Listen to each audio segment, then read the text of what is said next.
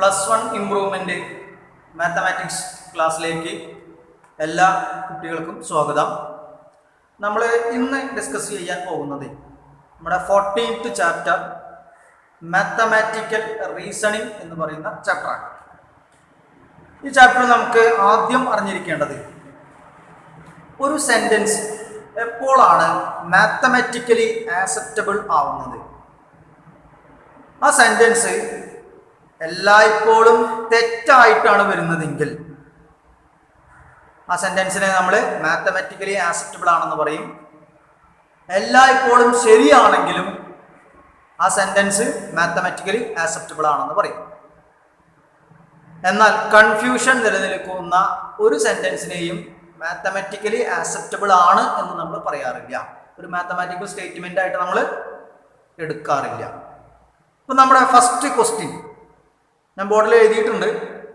ആ ക്വസ്റ്റ്യനിൽ നമുക്ക് ചെയ്യുവാനുള്ളത് കുറച്ച് സെൻറ്റൻസുകൾ നിങ്ങൾക്ക് തന്നിട്ടുണ്ട്. ആ സെൻറ്റൻസിൽ ഏത് സെൻറ്റൻസ് ആണ് മാത്തമാറ്റിക്കലി ആക്സെപ്റ്റബിൾ ആവുന്നത്, ഇതാണ് നമുക്കിവിടെ നോക്കാനുള്ളത്. രണ്ട് രീതിയിൽ ചോദ്യം വരാം. മാത്തമാറ്റിക്കലി ആക്സെപ്റ്റബിൾ ആവുന്ന സെൻറ്റൻസ് ഏതാണെന്നുള്ളത് ചോദിക്കാം, അല്ലെങ്കിൽ ആവാത്തത് ഏതാണെന്ന് ചോദിക്കാം. അപ്പോൾ അതിന് തിയറി ഭാഗം നിങ്ങൾ നല്ലപോലെ ഓർമ്മയിൽ വെക്കുക. കൺഫ്യൂഷൻ നിലനിൽക്കുന്ന സെൻറ്റൻസുകളൊന്നും മാത്തമാറ്റിക്കലി ആക്സെപ്റ്റബിൾ അല്ല. നമുക്കതിലെ ഓരോന്നും 1 by 1 ആയിട്ടൊന്ന് ചെക്ക് ചെയ്യാം, എന്നിട്ട് ഫൈനൽ ആൻസർ പറയാം. ഇവിടെ പറയുന്ന കാര്യം എന്താണ്? ഒന്നാമത്തെ കേസ് എന്താ പറയുന്നത്? 275 ഈസ് എ പെർഫെക്റ്റ് സ്ക്വയർ. 275 എന്ന് പറയുന്ന ഒരിക്കലും എന്തല്ല, പെർഫെക്റ്റ് സ്ക്വയർ അല്ല. അതെല്ലായ്പ്പോഴും തെറ്റാണ്. അപ്പോൾ ഇതിനെ നമുക്ക് എന്ത് ചെയ്യാം? ആക്സെപ്റ്റ് ചെയ്യാം. Mathematics is A difficult subject. Mathematics എന്ന് പറയുന്നത് എല്ലാ കുട്ടികൾക്കും ഡിഫിക്കൽട്ട് ആവണമെന്നില്ല. എന്നാൽ ചില കുട്ടികൾക്ക് എന്താണ്, ഡിഫിക്കൽട്ട് ആണ്. അപ്പോൾ ഇവിടെ ഒരു കൺഫ്യൂഷൻ നിലനിൽക്കുന്നു എന്നുള്ള അർത്ഥം. Answer this question.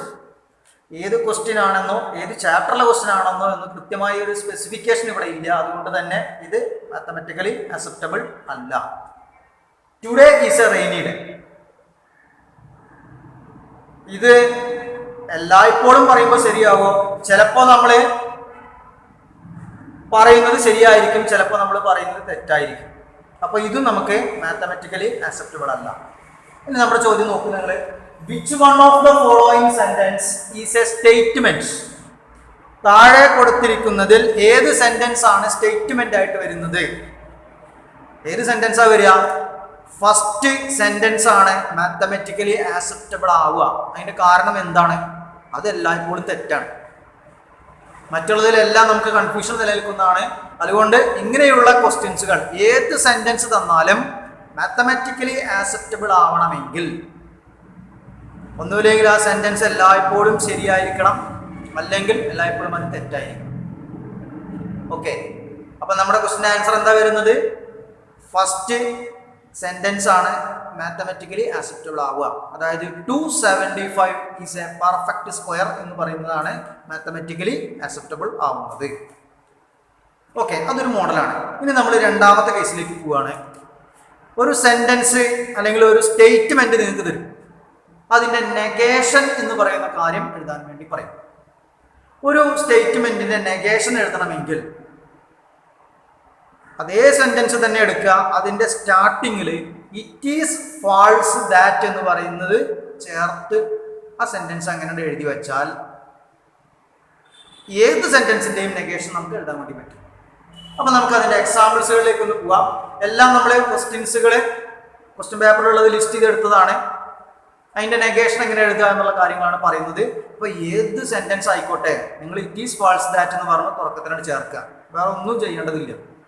ഓക്കെ, അപ്പോൾ നമുക്കതിലെ കുറച്ച് എക്സാമ്പിൾസുകൾ ഒന്ന് നമുക്ക് ക്വസ്റ്റ്യൻ്റെ രൂപത്തിൽ ഒന്ന് നമുക്ക് പരിചയപ്പെടാം. ഓക്കെ, നമ്മൾ സെക്കൻഡ് ക്വസ്റ്റ്യൻ ആയിട്ട് പറയുന്നത്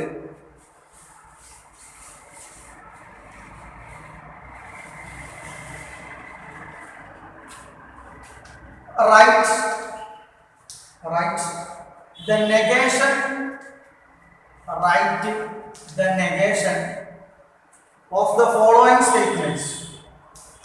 Write the negation of the following statements.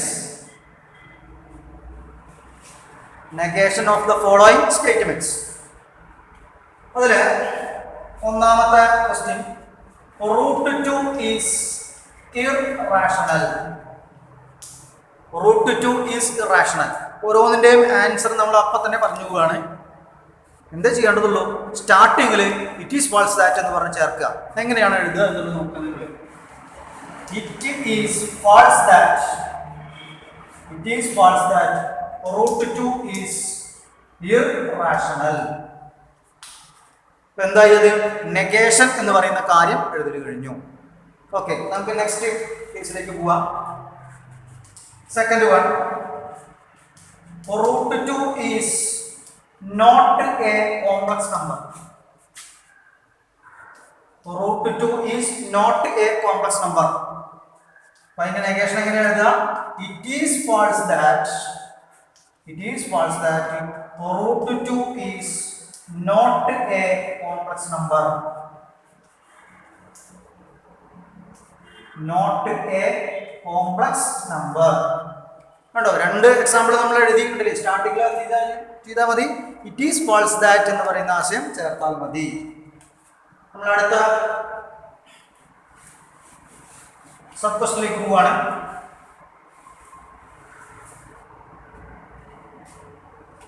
Third one, every natural number, every natural number, every natural number is greater than 0,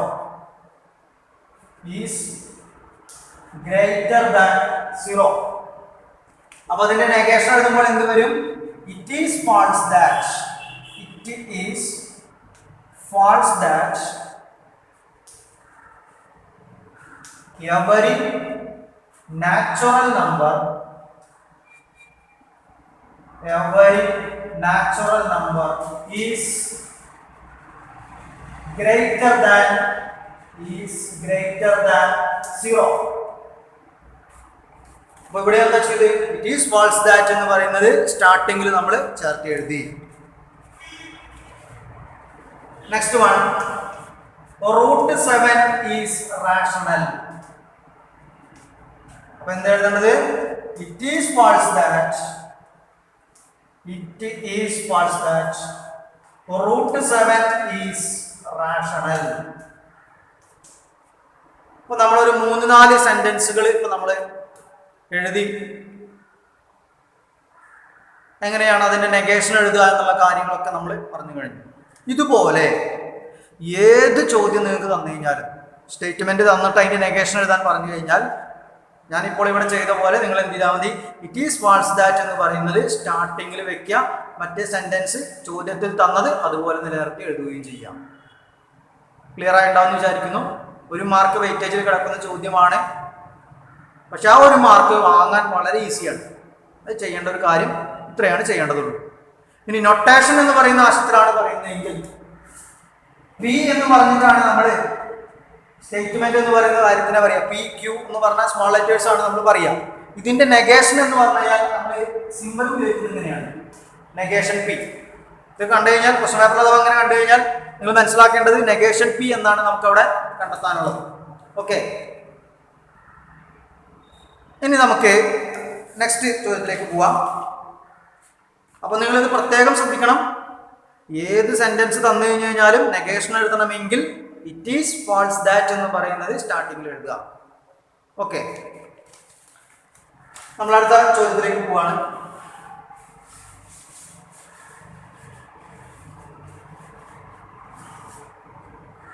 right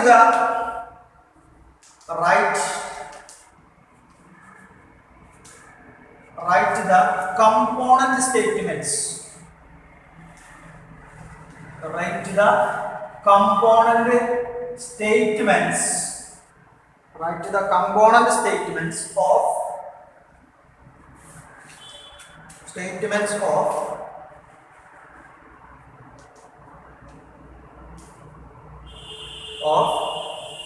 Chandigarh is the capital of Haryana and and Uttar Pradesh. ഇവിടെ ഒരു statement നിങ്ങൾക്ക് തന്നിട്ടുണ്ട്. അതിന്റെ എന്ത് ചെയ്യണം? Component statements എഴുതണം, അല്ലെങ്കിൽ component statements എന്നൊക്കെ പറഞ്ഞ് പ്രൊനൗൺസ് ചെയ്യാറുണ്ട്. അപ്പോൾ അത് എഴുതണം എന്നുണ്ടെങ്കിൽ നിങ്ങൾക്ക് തന്നിരിക്കുന്ന സ്റ്റേറ്റ്മെന്റ് കോമ്പൗണ്ട് സ്റ്റേറ്റ്മെന്റോ, കോമ്പൗണ്ട് സ്റ്റേറ്റ്മെന്റ് എന്ന് പറഞ്ഞു കഴിഞ്ഞാൽ ആൻഡ് ഉപയോഗിച്ചുകൊണ്ടോ ഓർ ഉപയോഗിച്ചുകൊണ്ടോ ഇഫ് ദെൻ ഉപയോഗിച്ചുകൊണ്ടോ ഒക്കെ കണക്ട് ചെയ്ത് കിടക്കുന്ന സെന്റൻസുകളാണ് വരുന്നത്. അതായത് ഒന്നിൽ കൂടുതൽ സെന്റൻസുകളെ കണക്ട് ചെയ്തിട്ടാണ് എന്തുണ്ടാക്കുക? കോമ്പൗണ്ട് സ്റ്റേറ്റ്മെന്റ്സ് ഉണ്ടാക്കുക. ഇവിടെ നിങ്ങൾക്ക് തന്നിരിക്കുന്നത് ഒരു കോമ്പൗണ്ട് സ്റ്റേറ്റ്മെന്റ് ആണ്. നമുക്ക് എഴുതേണ്ടത് അതിന്റെ കമ്പോണന്റ് സ്റ്റേറ്റ്മെന്റ് ആണ് നമുക്ക് എഴുതേണ്ടത്. അപ്പൊ എങ്ങനെയാണ് ഇതിന്റെ കമ്പോണന്റ് സ്റ്റേറ്റ്മെന്റ് എഴുതുക എന്ന് ചോദിച്ചു കഴിഞ്ഞു കഴിഞ്ഞാൽ, ഞാൻ പറഞ്ഞു ഒന്നിൽ കൂടുതൽ സെന്റൻസുകൾ കൂടിച്ചേർന്നിട്ടാണ് കോമ്പൗണ്ട് സ്റ്റേറ്റ്മെന്റ് വരിക. അപ്പോൾ ആ ഒന്നിച്ചു കിടക്കുന്നതിനെ എന്താക്കുക? നമ്മൾ വ്യത്യസ്ത സ്റ്റേറ്റ്മെന്റുകളാക്കി മാറ്റുക. അതാണ് കമ്പോണന്റ് സ്റ്റേറ്റ്മെന്റ്സ് എന്ന് പറഞ്ഞ ആശയം വരിക. അപ്പൊ നമുക്ക് ഇതിനെ ഒന്ന് എഴുതി നോക്കാം. ഇതിന്റെ ഒന്നാമത്തെ സ്റ്റേറ്റ്മെന്റ് പി എന്ന് പറയുന്ന statement, Chandigarh is the capital of Haryana. ഇത് ഒന്നാമത്തെ സെന്റൻസ്, അതായത് ഒന്നാമത്തെ സ്റ്റേറ്റ്മെന്റ് ആയിട്ട് എടുക്കാം. രണ്ടാമത്തത് ക്യൂ എന്ന് പറയുന്നത് Chandigarh is the capital of Uttar Pradesh. Chandigarh is the capital of Uttar Pradesh. അപ്പോൾ നോക്കൂ നിങ്ങൾ, ഇവിടെ ആൻഡ് ഉപയോഗിച്ചുകൊണ്ടാണ് കോമ്പൗണ്ട് സ്റ്റേറ്റ്മെന്റ് ഉണ്ടായിരുന്നത്. അതിനെ രണ്ടെണ്ണാക്കി മാറ്റി. ആ സെന്റൻസുകളെയാണ് നമ്മൾ എന്ത് പറയുക? കമ്പോണന്റ് സ്റ്റേറ്റ്മെന്റ്സ് എന്ന് പറയുന്നത്. ആ സ്റ്റേറ്റ്മെന്റുകൾ എഴുതേണ്ട ഐഡിയയാണ് ഇപ്പൊ നിങ്ങൾ ബോർഡിലേക്ക് നോക്കിയാൽ നിങ്ങൾക്ക് കാണാൻ വേണ്ടി പറ്റുന്നത്. ഇങ്ങനെ ഏത് കോമ്പൗണ്ട് സ്റ്റേറ്റ്മെന്റിനെയും നമുക്ക് കമ്പോണന്റ് സ്റ്റേറ്റ്മെന്റുകളാക്കി എഴുതാൻ വേണ്ടി അറിയണം. ഇനി ചെറിയൊരു എക്സാമ്പിൾ കൂടി നമുക്ക് ഇതിൽ പറയാം. 42 is a multiple of 6, 7 and 5. നിങ്ങൾക്ക് ഇങ്ങനെ ഒരു സ്റ്റേറ്റ്മെന്റ് ആണ് തന്നിരിക്കുന്നത്. ഇതിന്റെ കമ്പോണന്റ് സ്റ്റേറ്റ്മെന്റുകൾ എഴുതാൻ പറഞ്ഞാൽ പി എന്ന് പറയുന്നത് 42 is a multiple of 6. Q എന്ന് പറയുന്നത് 42 is a multiple of 7. R എന്ന് പറയുന്ന statement 42 is a multiple of 5. ഇപ്പൊ നിങ്ങൾക്ക് അതിന്റെ ക്ലിയർ ആയിട്ടുള്ള ഒരു ഐഡിയ കിട്ടിയിട്ടുണ്ടാവും എന്ന് വിചാരിക്കുന്നു. ഇത് അധികം ചോദിക്കാറില്ല. 1-2 വർഷം മാത്രമാണ് ഇങ്ങനെയുള്ള ചോദ്യം കയറി വന്നിട്ടുള്ളൂ. അതുകൊണ്ട് അതിന് വലിയ ഇമ്പോർട്ടൻസ് നമ്മൾ കൊടുക്കുന്നുമില്ല. ഓക്കെ, നമുക്ക് നെക്സ്റ്റ് ചോദ്യത്തിലേക്ക് പോവാം.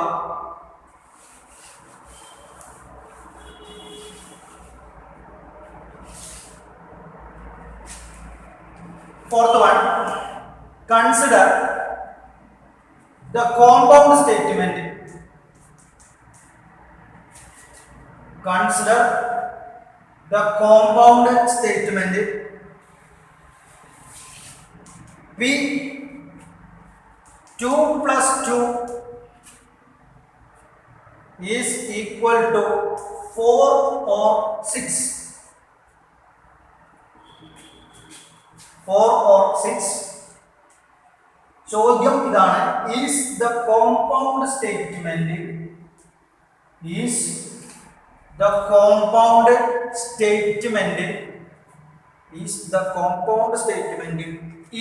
true. Why? Is true. Why? എന്താണ് അവിടെ ചോദിച്ചിരിക്കുന്നത്? നിങ്ങൾക്കൊരു കോമ്പൗണ്ട് സ്റ്റേറ്റ്മെന്റ് അവിടെ തന്നിട്ടുണ്ട്. എന്താണ് കോമ്പൗണ്ട് സ്റ്റേറ്റ്മെന്റ്? പി എന്ന് പറഞ്ഞതാണ് statement. 2 plus 2 is equal to 4. 2 plus 2 is equal to 4 or 6. 2 plus 2 is equal to 4 or 6. ഇതാണ് നമുക്ക് തന്നിട്ടുള്ള കോമ്പൗണ്ട് സ്റ്റേറ്റ്മെന്റ്. നമുക്ക് എന്താ വേണ്ടത്? Is the compound statement is true. Why? ഈ കോമ്പൗണ്ട് സ്റ്റേറ്റ്മെന്റ് ട്രൂ ആണോ? എന്തുകൊണ്ട്? ഇതാണ് നമ്മുടെ മുമ്പിലുള്ള ചോദ്യം. ഈ കോമ്പൗണ്ട് സ്റ്റേറ്റ്മെന്റ് എന്ന് പറയുന്നത് കണക്ട് ചെയ്തിരിക്കുന്നത് ആൻഡ് ഉപയോഗിച്ചുകൊണ്ടാണോ ഓർ ഉപയോഗിച്ചുകൊണ്ടാണോ എന്നുള്ളത് നിങ്ങൾ നോക്കുക. സാധാരണ രണ്ട് രീതിയിലേ ചോദ്യം വരുള്ളൂ. ആൻഡ് ഉപയോഗിച്ചുകൊണ്ടോ അല്ലെങ്കിൽ ഓർ ഉപയോഗിച്ചുകൊണ്ടോ ആണ് ചോദ്യം വരിക. ഇവിടെ നോക്കുക, ഓർ ഉപയോഗിച്ചുകൊണ്ടാണ് ഇതിനെ കണക്ട് ചെയ്തിരിക്കുന്നത്. ഓർ ഉപയോഗിച്ചുകൊണ്ടുള്ള ഒരു കോമ്പൗണ്ട് സ്റ്റേറ്റ്മെന്റ് തന്നിട്ട് അത് ട്രൂ ആണോ എന്നുള്ളത് ചെക്ക് ചെയ്യാൻ പറഞ്ഞാൽ ആദ്യം നിങ്ങൾ അതിൻ്റെ കമ്പോണന്റ് സ്റ്റേറ്റ്മെന്റ്സ് എഴുതുക. ഏതെങ്കിലും ഒരു കമ്പോണന്റ് സ്റ്റേറ്റ്മെന്റ് ട്രൂ ആണെങ്കിൽ കോമ്പൗണ്ട് സ്റ്റേറ്റ്മെന്റ് എന്തായിരിക്കും? ട്രൂ ആയിരിക്കും. എന്ത് ഉപയോഗിച്ച് കണക്ട് ചെയ്യുമ്പോൾ മാത്രമാണ്? ഓർ ഉപയോഗിച്ചുകൊണ്ട് കണക്ട് ചെയ്യുമ്പോൾ കമ്പോണന്റ് സ്റ്റേറ്റ്മെന്റുകളിൽ ഏതെങ്കിലും ഒന്ന് ശരിയാണെങ്കിൽ കോമ്പൗണ്ട് സ്റ്റേറ്റ്മെന്റ് എന്തായിരിക്കും? ട്രൂ ആയിരിക്കും. നമുക്ക് ഇവിടുത്തെ കാര്യം ഒന്ന് ആദ്യം ഡിസ്കസ് ചെയ്യാം. ഇവിടെ നമ്മൾ ഇതിന്റെ തന്നെ കമ്പോണന്റ് സ്റ്റേറ്റ്മെന്റ്സ് എന്ന് പറഞ്ഞ കാര്യം എഴുതുമ്പോൾ ഇവിടെ ഓൾറെഡി പി വന്നതുകൊണ്ട് ഞാനിനി ഒരു ജി എന്ന് പറഞ്ഞ എഴുതുന്നത് മാത്രം ജി എന്ന് പറയുന്ന ഒരു കേസ് എടുക്കുന്നു. എന്താ ആയിട്ട് വരിക? 2 + 2 ഈസ് ഈക്വൽ ടു 4.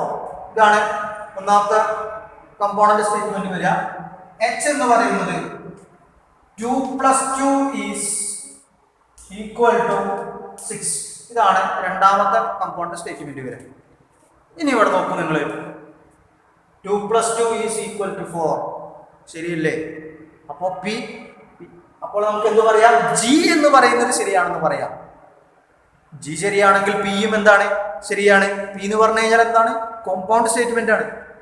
ഓക്കെ, ഇവിടെ ജി എന്ന് പറയുന്നത് ട്രൂ ആയതുകൊണ്ട് നമുക്ക് എന്ത് പറയാം? The compound statement P is also true. അപ്പൊ നമ്മൾ അതിന്റെ കാരണം എഴുതുന്നത് അല്ലെങ്കിൽ എന്തുകൊണ്ടാണ് എന്നുള്ളതിന്റെ ആൻസർ എങ്ങനെ പറയാം? G is true. Then P must be true. അതായത് G ട്രൂ ആയി, അതുകൊണ്ട് P എന്തായാലും ട്രൂ ആയിരിക്കും. കാരണം എന്താ? ഓർ ഉപയോഗിച്ചുകൊണ്ട് കണക്ട് ചെയ്തുകൊണ്ടാണ്. എന്നാൽ ആൻഡ് ഉപയോഗിച്ചുകൊണ്ടാണ് കണക്ട് ചെയ്തിരിക്കുന്നത് എങ്കിൽ കോമ്പൗണ്ട് സ്റ്റേറ്റ്മെന്റിന്റെ കമ്പോണന്റ് സ്റ്റേറ്റ്മെന്റുകൾ നിങ്ങൾ എഴുതുക. എല്ലാ കമ്പോണന്റ് സ്റ്റേറ്റ്മെന്റുകളും ട്രൂ ആണെങ്കിൽ മാത്രമേ കോമ്പൗണ്ട് സ്റ്റേറ്റ്മെന്റ് ട്രൂ ആയിരിക്കുകയുള്ളൂ. ക്ലിയർ? ആൻഡ് ഉപയോഗിച്ചുകൊണ്ട് കണക്ട് ചെയ്തിരിക്കുന്ന ഒരു കോമ്പൗണ്ട് സ്റ്റേറ്റ്മെന്റ് ട്രൂ ആവണം എന്നുണ്ടെങ്കിൽ കമ്പോണന്റ് സ്റ്റേറ്റ്മെന്റുകൾ എല്ലാം ട്രൂ ആയിരിക്കണം. എന്നാൽ ഓർ ഉപയോഗിച്ചുകൊണ്ടാണെങ്കിലോ ഏതെങ്കിലും ഒരെണ്ണം മാത്രം ശരിയായാൽ മതി. ഇങ്ങനെ രണ്ട് ചോദ്യങ്ങളാണ് ആ ഭാഗത്ത് നമുക്ക് ചോദിക്കാറുള്ളത്. അതിൽ ക്വസ്റ്റ്യൻ പേപ്പറിൽ വന്നിരിക്കുന്നത് ഓർ ഉപയോഗിച്ചുകൊണ്ട് കണക്ട് ചെയ്തത് മാത്രമാണ്. ഇനി അഥവാ ആൻഡ് ഉപയോഗിച്ചുള്ളത് ചോദിക്കുകയാണെങ്കിൽ എന്താണ് ചെയ്യേണ്ടത് എന്നതാണ് ഞാനിപ്പോൾ ഈ വീഡിയോയിലൂടെ നിങ്ങൾക്ക് പറഞ്ഞു തന്നത്. ഓക്കെ, നമുക്കിനി അടുത്ത ഇമ്പോർട്ടൻ്റ് ആയിട്ടുള്ള ഒരു ഭാഗത്തേക്ക് പോവാം.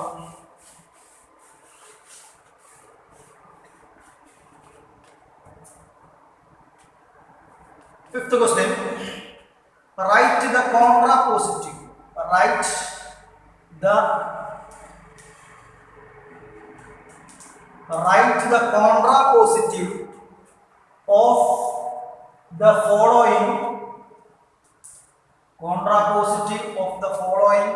statements.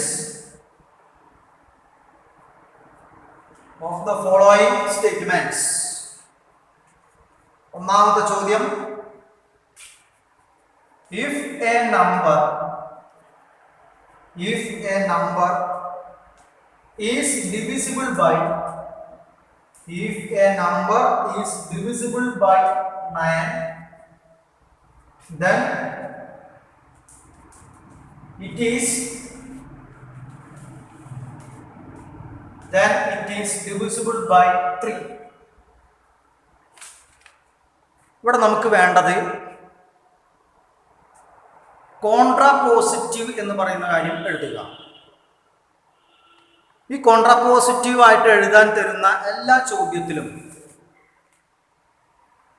ആ ചോദ്യങ്ങൾക്കെല്ലാം ഒരു പൊതുരൂപമുണ്ട്. പൊതുരൂപം എന്ന് പറയുന്നത് ഈ രൂപമായിരിക്കും. ഇഫ് എന്ന് കഴിഞ്ഞാൽ ഒരു സെന്റൻസ് കാണാം, അതിനെ പി ആയിട്ട് എടുക്കുക. ദെൻ എന്ന് കഴിഞ്ഞാൽ മറ്റൊരു സെന്റൻസ് കാണാം, അതിനെ ക്യൂ എന്ന് പറഞ്ഞ രൂപത്തിലെടുക്കുക. ഈ രൂപത്തിലാണ് കോൺട്രാപോസിറ്റീവ് കാണാനും കോൺവേഴ്സ് കാണാനും പറഞ്ഞു കഴിഞ്ഞാൽ ഈ രൂപത്തിലായിരിക്കും ചോദ്യങ്ങൾ ഉണ്ടായിരിക്കുക. ഇനി ഇവിടെ നിന്നും ഈ രൂപത്തിൽ കിടക്കുന്നതിൽ നിന്നും എങ്ങനെ കോൺട്രാപോസിറ്റീവ് എഴുതാം, കോൺവേഴ്സ് എഴുതാം, ആദ്യം അതാണ് പറയുന്നത്. അപ്പൊ നമ്മൾ ഈ രൂപത്തിൽ കിടക്കുന്ന ചോദ്യത്തിൽ നിന്ന് കോൺട്രാപോസിറ്റീവ് എന്ന് പറയുന്ന കാര്യം എഴുതണമെങ്കിൽ ഇതിന്റെ ഫോർമാറ്റ് ഒന്ന് മാറ്റിയാൽ മതി. എങ്ങനെയാണ് മാറ്റുക എന്ന് വെച്ച് കഴിഞ്ഞാൽ ഇഫ് എന്ന് പറയുന്ന കാര്യം കഴിഞ്ഞ വഴിക്ക് നെഗേഷൻ ക്യൂ എഴുതുക, then നെഗേഷൻ പി. എന്താണ് പറഞ്ഞത്? Question if P then Q എന്ന് പറഞ്ഞ രൂപത്തിലായിരിക്കും. അതിനെ നമ്മൾ ഏത് രൂപത്തിലേക്ക് മാറ്റുക? If negation Q then negation P. ആ രൂപത്തിലേക്ക് മാറ്റിയാൽ എന്തായി? കോൺട്രാപോസിറ്റീവ് എഴുതി കഴിഞ്ഞു. കോൺവേഴ്സ് ആണ് എഴുതേണ്ടതെങ്കിൽ ഫോർമാറ്റ് നമ്മൾ ഇങ്ങനെ മാറ്റിയാൽ മതി. If Q then P. ആ രൂപത്തിലേക്ക് മാറ്റാം. അപ്പൊ ശരിക്ക് ചോദ്യത്തിൽ തന്നെ അതിന്റെ രൂപങ്ങൾ മാറ്റുമ്പോൾ നമുക്ക് എന്ത് എഴുതാം? കോൺട്രാപോസിറ്റീവും പറയാം, കോൺവേഴ്സും പറയാം. ഇപ്പൊ നമ്മൾക്ക് കോൺട്രാപോസിറ്റീവ് ആണ് നമ്മൾ ആദ്യം ഡിസ്കസ് ചെയ്യുന്നത്. അതുകൊണ്ട് കോൺട്രാപോസിറ്റീവിലേക്ക് നമ്മൾ കൂടുതൽ സ്ട്രെസ് ചെയ്യും. അതിനുശേഷം നമ്മൾ കോൺവേഴ്സിന്റെ കാര്യം കൂടി നമ്മൾ പറയും. അപ്പോൾ ഇതാണ് നമ്മൾക്ക് ജനറൽ ആയിട്ട് അറിഞ്ഞിരിക്കേണ്ട ഒരു ഐഡിയ. ഇനി നമ്മുടെ ക്വസ്റ്റ്യനിലേക്ക് ഒന്ന് പോവുകയാണ്. ഇവിടെ നോക്കൂ, ഇഫ് എന്ന് പറഞ്ഞു കഴിഞ്ഞു കഴിഞ്ഞാൽ ഇവിടെ എന്തുണ്ട്? ഒരു സെന്റൻസ് കാണാം. അപ്പോ ഈ പറയുന്ന സെന്റൻസ് ആണ് ഇവിടെ എന്തായിട്ട് വരുന്നത്? പിന്റെ സ്ഥാനത്ത് വരുന്നത്. ദെൻ കഴിഞ്ഞ് മറ്റൊരു കാര്യം കാണാം. ഇതാണ് ക്യൂ എന്ന് പറഞ്ഞ കാര്യമായിട്ട് വരുന്നത്. ഇനി നമുക്ക് ഇതിന്റെ കോൺട്രാപോസിറ്റീവ് എന്ന് പറയുന്ന കാര്യം ഒന്ന് എഴുതി നോക്കാം. കോൺട്രാപോസിറ്റീവ് എഴുതണമെങ്കിൽ എന്താ പറഞ്ഞത്? നമ്മള് ഇഫ് കഴിഞ്ഞാൽ എന്ത് ചെയ്യണം? ക്യൂവിന്റെ നെഗേഷൻ എഴുതണം. ഇവിടെ പറയുന്നത് എന്താ? It is divisible by 3. ഇവിടെ ഇറ്റ് എന്ന് പറഞ്ഞാൽ ശരിക്കും എന്താ? നമ്പർ എന്നാണ് ഉദ്ദേശിക്കുന്നത്, അല്ലെ? അതിന്റെ നെഗേഷൻ എടുക്കുക എന്ന് പറഞ്ഞാൽ എന്താ? ഇവിടെ ഡിവൈഡ് ചെയ്യാം എന്നാണ് പറയുന്നത്. അപ്പൊ നമ്മുടെ നെഗേഷൻ എന്ന് പറഞ്ഞാൽ എന്താണ്? ഡിവൈഡ് ചെയ്യാൻ പാടില്ല എന്നുള്ളതാണ്. അപ്പൊ ഞാനിവിടെ എഴുതുന്നത് എങ്ങനെയാണ്? If a number is not divisible, if a number is not divisible by 3, then it is not divisible by 9. ഇനി നിങ്ങളൊന്ന് നോക്കൂ, ഇവിടെ എന്താ എഴുതിയിരിക്കുന്നത്? ഇഫ് കഴിഞ്ഞു, a number is not divisible by 3. ഇവിടെ 3 കൊണ്ട് ഡിവൈഡ് ചെയ്യാൻ പറ്റുമെന്ന് പറയുന്നു. ഇവിടെ നമ്മൾ പറ്റില്ല എന്നാണ് പറയുന്നത്. അതായത് നെഗേഷൻ ആണ് നമ്മൾ എടുക്കുന്നത്. അപ്പോൾ a number is divisible by 9 ആണ് പറയുന്നത്. ഇവിടെ 9 കൊണ്ട് ഡിവൈഡ് ചെയ്യാം എന്നാണ് പറഞ്ഞിരിക്കുന്നത്. പക്ഷെ നമ്മൾ എഴുതിയിരിക്കുന്നത് എന്താണ്?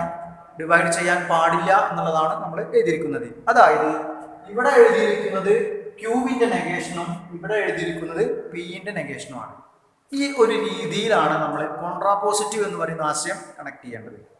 അപ്പോൾ നമ്മൾ ഒറ്റ എക്സാമ്പിളേ പറഞ്ഞിട്ടുള്ളൂ, അതുകൊണ്ട് ക്ലിയർ ആയിട്ടുണ്ടാവില്ല. കുറച്ച് അവിടെയും ഇവിടെയൊക്കെ ആയിട്ട് ചെറിയ പ്രശ്നങ്ങൾ ഉണ്ടാവും. അത് നമുക്ക് മാറ്റിയെടുക്കാൻ വേണ്ടി ഇനിയും നമുക്ക് ചോദ്യങ്ങൾ നമുക്ക് അതിൽ പറയാനുണ്ട്. അപ്പോൾ അത് ക്വസ്റ്റ്യൻ പേപ്പറിൽ കണ്ടു കഴിഞ്ഞാൽ ക്വസ്റ്റ്യൻസുകൾ മാത്രമാണ് നമ്മൾ ഇനിയാണ് പറഞ്ഞു പോകുന്നത്. ഓക്കെ, അപ്പോൾ നമുക്ക് നെക്സ്റ്റ് കേസിലേക്ക് ഒന്ന് പോയി നോക്കാം.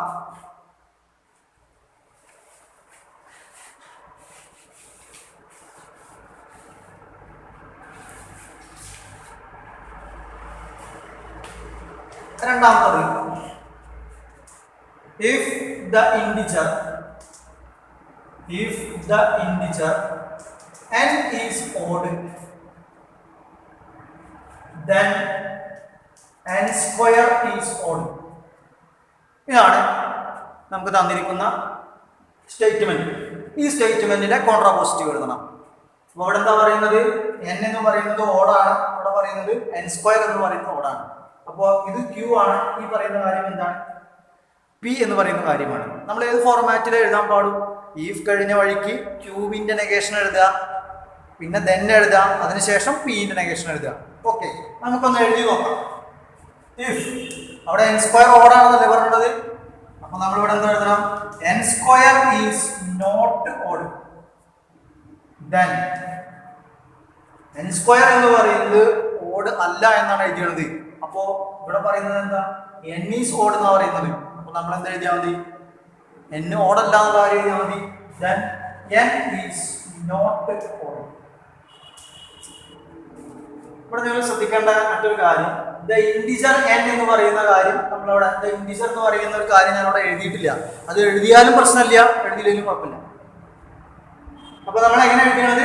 If n square is not odd then n is not odd. n square എന്ന് പറയുന്നത് ഓഡ് അല്ലെങ്കിൽ n എന്ന് പറയുന്നത് എന്തല്ല, ഓഡ് അല്ല എന്നാണ് നമ്മൾ എഴുതിയിരിക്കുന്നത്. ഇങ്ങനെയാണ് അതിന്റെ കോൺട്രാപോസിറ്റീവ് എന്ന ആശയം നമ്മൾ എഴുതേണ്ടത്. നമുക്ക് നെക്സ്റ്റ് കേസിലേക്ക് പോവാം.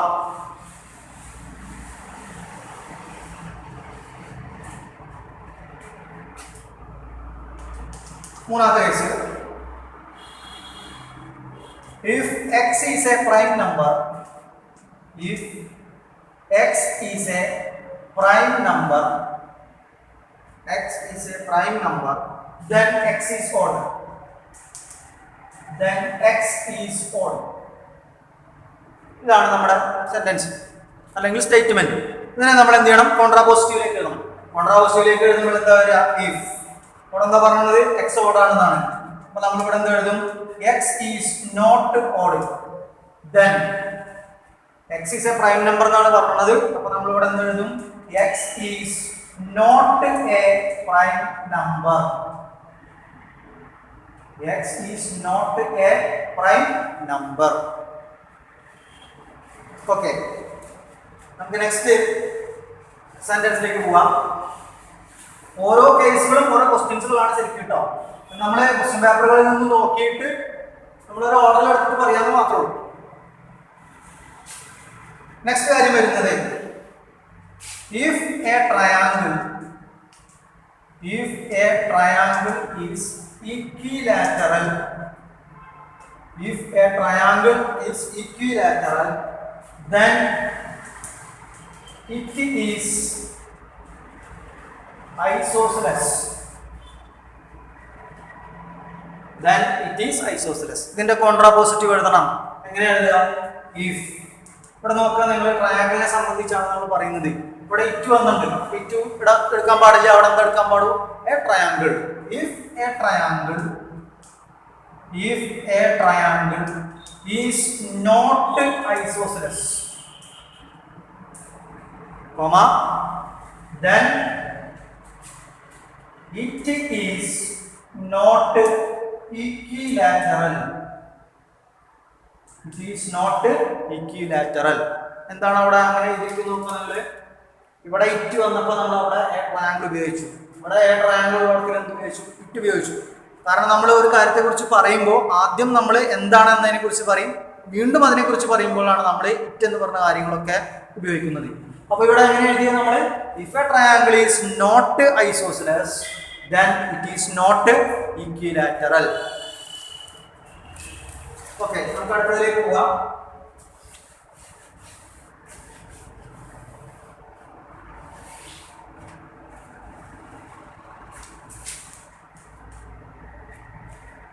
If x equal to 2, then x square equal to 4. ഇതാണ് നമുക്ക് തന്നിട്ടുള്ള സ്റ്റേറ്റ്മെന്റ്. അപ്പോൾ നമ്മൾ എന്താ എഴുതുക? if x square not equal to 4, then x not equal to 2. ഇപ്പൊ എന്തായാലും നമ്മൾ അതിന്റെ കോൺട്രാപോസിറ്റീവ് എന്ന് പറയുന്ന കാര്യം നമ്മൾ എഴുതൽ കഴിഞ്ഞു. ഇപ്പൊ നമുക്ക് കൃത്യമായ ഒരു ഐഡിയയിലേക്ക് എത്തിയിട്ടുണ്ടാവും എങ്ങനെയാണ് അത് കണക്ട് ചെയ്യുന്നതിനെ പറ്റിയിട്ട്. നമുക്ക് എക്സാമിനേഷന് ചോദിച്ചു കഴിഞ്ഞിട്ടുള്ള കോൺട്രാപോസിറ്റീവ് എഴുതാൻ ചോദിച്ചു കഴിഞ്ഞിട്ടുള്ള കുറച്ച് സെന്റൻസുകളും അതിൻ്റെ ആൻസർ കണക്ട് ചെയ്യുന്നതുമാണ് നമ്മളിപ്പോൾ ഡിസ്കസ് ചെയ്യുന്നത്. ഇതേപോലെ ഇഫ് ദെൻ ഉപയോഗിച്ചുകൊണ്ട് അല്ലെങ്കിൽ ഇഫ് പി ദെൻ ക്യൂ ഫോമിൽ കിടക്കുന്ന ഏത് സെന്റൻസിലും നിങ്ങൾക്ക് കോൺട്രാപോസിറ്റീവ് കാണാൻ ചോദ്യം വരാം. കണക്ട് ചെയ്യേണ്ടതിൻ്റെ എക്സാമ്പിൾസുകളാണ് നമ്മളിപ്പോൾ പറഞ്ഞു കഴിഞ്ഞത്. ഓക്കെ, ഇനി നമുക്ക് നെക്സ്റ്റ് കേസിലേക്ക് പോവാം. നെക്സ്റ്റ് കേസ് നമ്മൾ പറയുന്നത് കോൺവേഴ്സിനെ പറ്റിയാണ് നെക്സ്റ്റ് നമ്മൾ പറയുന്നത്. അപ്പോൾ അടുത്ത ചോദ്യം,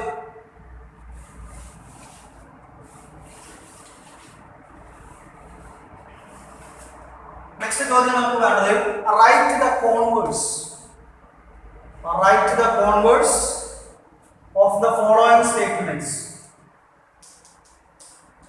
write the converse of the following statements. ഒന്നാമത്തെ case, if a number n is even, then n square is even. നമ്മൾ നേരത്തെ എങ്ങനെ പറഞ്ഞത് കോൺവേഴ്സ് എഴുതാൻ? if കഴിഞ്ഞ വഴിക്ക് q എഴുതുക, then എഴുതുക, പിന്നെ p എഴുതുക. അവിടെ നമ്മൾ എന്ത് ചെയ്യേണ്ട ആവശ്യമില്ല, നോട്ട് എന്ന് പറയുന്ന ആശയം ചേർക്കേണ്ട ആവശ്യമില്ല, നെഗേഷനിലേക്ക് പോകേണ്ട ആവശ്യമില്ല. അപ്പൊ ഇത് എങ്ങനെ എഴുതാം? if n square is even, q എന്ന് പറയുന്ന കാര്യം ഞാൻ if കഴിഞ്ഞ വഴിക്ക് വെച്ചു, then a number n is even.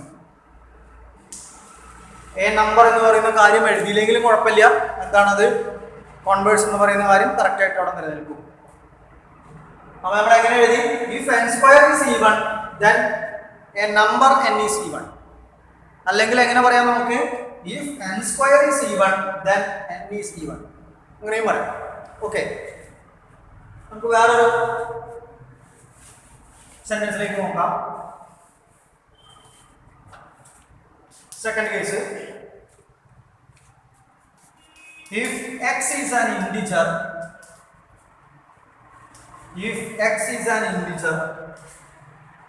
and x square is even,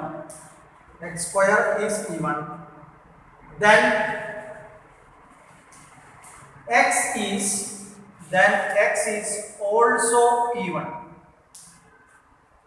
ഇവിടെ എന്താ പറയുന്നത്? if x is an integer and x square is even, then x is also even. ഇതിന്റെ കോൺവേഴ്സ് ഏതാണ് നമ്മൾ? നമ്മൾ എങ്ങനെ കോൺവേഴ്സ് എഴുതാം? if ഇവിടെ എന്താ പറയുന്നത്? x ഈവൺ ആണെന്നാണ് പറയുന്നത്. അതേപോലെ തന്നെ ഞാൻ എഴുതി if x is even, then x square is even. ഇവിടെ നമ്മൾ എഴുതാതെ കുറച്ച് കാര്യങ്ങൾ മാറ്റി നിർത്തിയിട്ടുണ്ട്. അത് എഴുതിയാലും പ്രശ്നമൊന്നുമില്ല. പക്ഷെ നമ്മൾ ഈ ഫസ്റ്റ് എഴുതുമ്പോൾ ഓൾസോ എന്ന് പറയുന്നത് നമ്മൾ പറയരുത്. അവിടെ നമ്മൾ എന്താ എടുക്കാൻ പാടുള്ളൂ? ഈ പറയുന്ന കാര്യം എടുക്കരുത്. if x is also even എഴുതരുത്. if x is even എന്ന് മാത്രം എഴുതിയാൽ മതി. then x is an integer and x square is even എന്നുള്ള കാര്യം എഴുതാം. ഇനി x is an integer എന്ന് പറഞ്ഞ കാര്യം എഴുതിയില്ലെങ്കിലും കുഴപ്പമൊന്നുമില്ല. അത് ശരിക്കും എഴുതിയാണെങ്കിൽ ഏറ്റവും ബെറ്റർ ആയിട്ട് വരുന്നത് എവിടെയാണ്? if x is an integer, x is even എന്നൊക്കെ പറഞ്ഞിട്ട് വേണം എഴുതാൻ. അപ്പോൾ നമുക്ക് if x is even, then x square is even എഴുതുകയാണ് ഏറ്റവും നല്ലത്. അതുകൊണ്ട് നമ്മൾ എളുപ്പമുള്ള വഴിയിലൂടെ പറഞ്ഞു പോകുന്നു എന്ന് മാത്രം. ഓക്കെ, ഒരു കേസ് കൂടി നമുക്ക് നോക്കാം.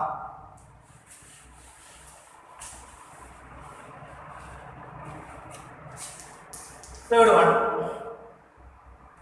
if a divides b,